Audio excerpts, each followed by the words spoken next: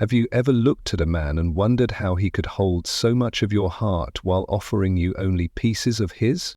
He'll lean in just enough to keep you hoping, touch your hand, whisper something tender, make you feel like maybe, just maybe, you finally found someone who sees you. And then, without warning, he pulls back. Not always in body. Sometimes he's still right there beside you. But emotionally, it's like a door has quietly closed. You feel it before you can name it. His words are shorter. His energy has changed. His attention, once warm, once alive, is somewhere else now. So you wonder, was it something I said? Did I come on too strong? Should I have held back more? You check your texts. You replay the conversations in your head like they're evidence in a case you're trying to solve. You analyze the moment his eyes stopped lighting up when you walked in the room. And worst of all, you start to doubt your worth, not because of who you are, but because of how he's treating you. But what if this ache you feel isn't just yours? What if this confusion, this longing to be chosen, to be enough, is part of a much deeper story? Carl Jung spoke of a collective unconscious, a shared memory that lives in all of us. And within every woman lives the echo of generations who were told that love must be earned, that silence means you need to do more, that a man's withdrawal is your fault to fix. You are not alone in this feeling. Your pain is not foolish. You're not too much. You are simply touching the oldest wound a woman can carry, the belief that she must bend herself to be kept. But here's a truth you were never taught. Sometimes, the only way to wake a man's heart is to let his ego break, not with cruelty, not with games, but with presence, silence, and power so grounded that he can no longer ignore the emptiness of his own disconnection. And in that space, when he no longer feels your energy wrapping around his, he will feel something else. Loss. And that loss will haunt him in the way your begging never could. There's a certain silence women carry. It isn't loud like heartbreak or messy like rage. It's softer, polite, almost invisible to everyone else except her. It's the silence of not knowing why he pulled away when she gave so much. She replays every word, every smile, every intimate moment, trying to find the part where it shifted, where she became too much or not enough. She wonders if she was too emotional, too available, too honest, or maybe not mysterious enough, not interesting enough, not unforgettable. It begins subtly, a flutter of self-doubt, a tiny sting when he doesn't text back right away, when his words sound distant, even if he's right next to her. But she doesn't want to seem insecure, so she buries it, smiles, waits, gives him space. But inside, the story has already started.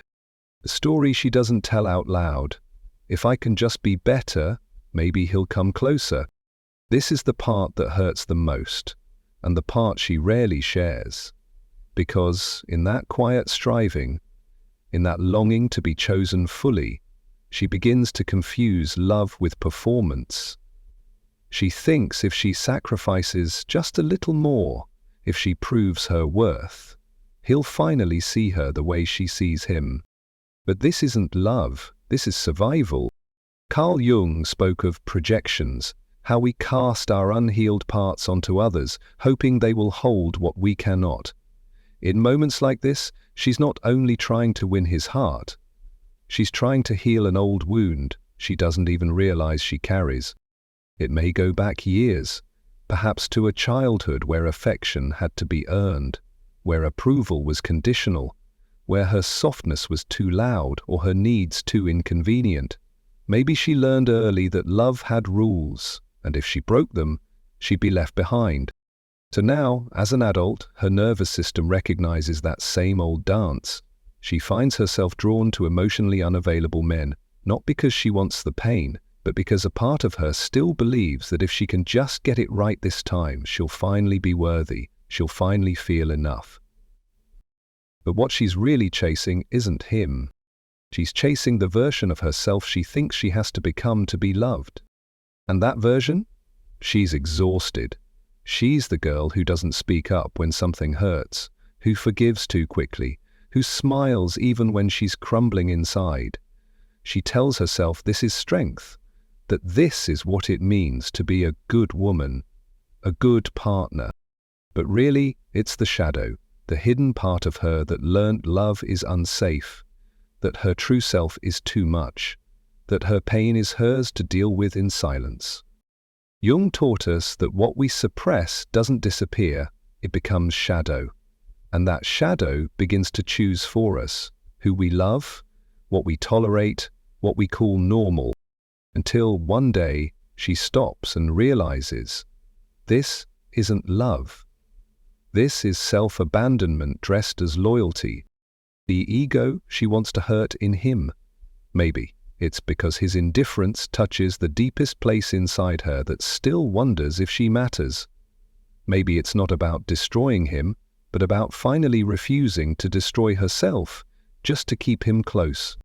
And maybe, just maybe, letting him feel the weight of losing her, not because she played games, but because she finally stopped playing small, is the beginning of his awakening. Some men only wake up when the silence becomes absence, when her energy once so warm and full of giving disappears, when they realize the woman who once bent herself for love has finally chosen to stand tall for it. And that's the secret, isn't it? Not in breaking him, but in no longer betraying herself. Because the real obsession doesn't come from manipulation, it comes from mystery. And the deepest mystery a woman holds is her wholeness, her refusal to need him in order to feel complete, her quiet, grounded power to walk away when her heart is no longer met with the same sacredness she offers. He may come back, he may not, but she will never again leave herself behind. And that is how everything begins to change. There's something powerful about a woman who finally pauses not to wait for him, but to listen to herself. You've tried everything, haven't you? Being softer, being stronger, pulling back, leaning in. But what if the answer isn't about doing more? What if it's about understanding what's really happening underneath the surface? Because here's the truth. Men don't pull away just because they're bored or cold-hearted. They pull away because something inside them is overwhelmed, something they can't name, something they've never learned how to face. Carl Jung spoke of the anima, the feminine energy within every man, the emotional compass he's often taught to fear. When a man begins to truly feel connected to a woman, that energy awakens. It stirs up his vulnerability, his longing, his unmet childhood wounds. But most men don't know what to do with that. So the ego takes over. It detaches, it runs, it mocks what it secretly craves. But here's what most women never realize. You are not just reacting to his behavior. You're reliving your own emotional blueprint, the one that taught you to chase love rather than receive it. By the end of this video, you'll understand exactly how to shift that pattern, not by playing games, but by stepping into the deeper power you've always had. You'll learn how to mirror his soul back to him in a way that confronts his ego without ever losing your grace. You'll understand how to awaken something in him that even he has never met, his own capacity for devotion. This is not about revenge. It's about revelation. And once you see the secret code, the way ego, fear, and emotional avoidance shape how men love, you'll never again feel powerless in love. You'll see through the detachment. You'll feel the shift in you. And that changes everything. So stay with me. You're not just watching a video. You're about to come home to yourself. The 4 strategies that will help you. Listen. The first strategy is mirror his energy. Don't chase it. When a man begins to pull away, your instincts might scream at you to fix it, to send the message, to have the talk, to prove you're still worth staying for. But that reaction isn't your truth. It's your trauma speaking. It's the little girl in you who once had to earn love to feel safe. Jung called this the echo of the shadow self, the part of us that hides our deepest insecurities under survival patterns. And in moments like this, chasing a man's attention is not love, it's your shadow begging not to be abandoned. Instead, mirror his energy. Let the silence be mutual. Let the distance speak. Not to punish him, but to protect you. Let him feel the emotional gap he created, because when you don't try to close it for him, he's left to face what he's been running from. The part of himself that avoids real intimacy. The part that fears his own anima, his own emotional depth. This kind of mirroring isn't passive, it's powerful. It says, I see you, but I won't lose myself to keep you. But you hear that? The second strategy is, speak through silence, not explanation. Men rarely awaken through words. They awaken through absence. Not the cold, manipulative kind, but the sacred kind that says, I'm done explaining why I deserve to be seen. Jung taught that the ego builds walls to protect the self from anything that threatens its identity. For many men, that means pushing away emotions that feel too raw, too unfamiliar. And when you try to explain your worth to him over and over, you're actually feeding his avoidance. His ego says, she'll always be there. I don't have to feel this. But when you fall silent, not out of anger but out of reverence for your own energy, something shifts. Suddenly, the man who couldn't hear your words must confront your absence. Your silence becomes a mirror. And in that mirror, he doesn't just see you, he sees the lack of you. And sometimes, that absence becomes louder than anything you could have said.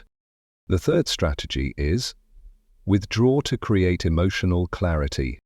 Women often confuse closeness with clarity, but true clarity only comes when you step back, when you remove your emotional noise from his internal confusion. Think of your energy like a scent he's used to breathing. He doesn't notice it anymore, not because it isn't beautiful, but because it's always there. And Jung spoke of this. How what we take for granted gets pushed into the unconscious, where it loses its meaning. Withdraw gently, not to punish, not to force him to miss you, but to give yourself space to remember who you are when you're not orbiting his moods. In that stillness, your heart recalibrates, your nervous system stops chasing, and he, if he's capable, will begin to feel the emptiness his emotional detachment created. Because until you remove your warmth, he won't feel the cold. And the fourth strategy is live in your feminine, not in reaction to his masculine absence. The most powerful women aren't loud. They don't beg, they don't perform. They remember, they return to the source of their own worth. Soft, grounded, radiant. The feminine is not passive. It's receptive. It's magnetism, not motion. When you live in your feminine, you stop reacting to his moods, his fears, his hot and cold patterns. You stop shrinking your emotions to fit his comfort zone. Jung's idea of the anima and animus reminds us that we all carry both energies within us. But when a woman leans too far into her masculine, trying to lead, fix, chase, she disconnects from the very thing that would pull him in deeper, her essence. So return to your rituals. Move your body. Light candles. Create beauty. Laugh with women who remind you of your magic. Not to make him come back, but because this is who you are without him. And that is where your power lives. Because a man may resist a woman who clings, but he will be haunted by a woman who remembers her own light. You were never meant to fix him. You were never meant to chase his attention, decode his silence, or shrink yourself just to be lovable in his eyes.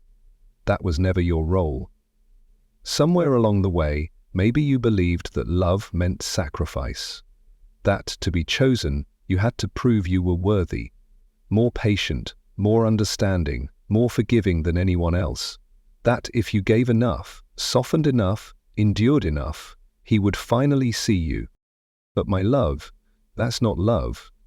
That's a pattern rooted not in your truth, but in your conditioning.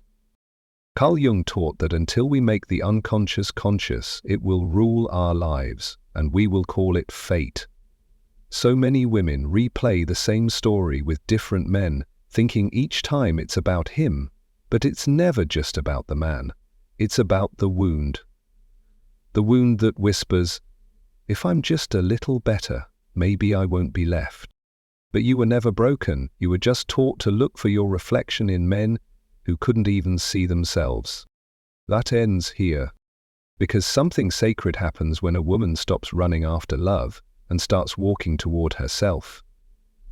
That's the moment she begins the process Jung called individuation, the lifelong return to wholeness. Not the performance of being lovable, but the truth of being fully, unapologetically you. The woman who no longer needs to convince a man of her worth is a woman who has remembered herself. And when you do that, when you really do that, everything begins to shift. You stop reacting to his distance and start responding to your own intuition. You stop trying to be his peace and start becoming your own sanctuary. You stop needing closure and start giving yourself clarity. You stop waiting to be chosen and start realizing you already are. This is emotional sovereignty. This is what it feels like to come home to yourself. And you don't have to harden to get here. You don't have to become bitter or closed off. You get to stay soft, stay warm, stay open, but only to what aligns with the love you've found within. You don't abandon your tenderness, you protect it like the sacred gift it is. Because here's the truth no one told you. You are not hard to love. You are not too much. You are not asking for the impossible. You are just finally refusing to settle for fragments when you were born for fullness. So the next time he pulls away, don't pull yourself apart trying to reach him. Let him go. Let the silence stretch. Let the story collapse if it must. Because if a man cannot meet you in your depth, that is not a reflection of your lack. It's a reflection of his own disconnection from his feelings, his anima, his soul. And you were never meant to carry that weight. You were meant to awaken your own. You were meant to return to the sacred space within you that never needed permission to be worthy. That is your power. That is your peace. And that is the love you've been searching for all along, not in him, but in you. If this message touched you, subscribe. Stay with this journey. You are not alone in this. Tell me in the comments, what part spoke to you most? What truth did your heart whisper when the silence finally arrived? And please share this with a woman who's forgetting how powerful she is, who's dimmed her light, trying to become someone's idea of enough. Remind her that her healing isn't just personal, it's ancestral, it's sacred, it's revolutionary. You don't need to fix him. You only need to choose yourself. And from that place, love will never look the same again.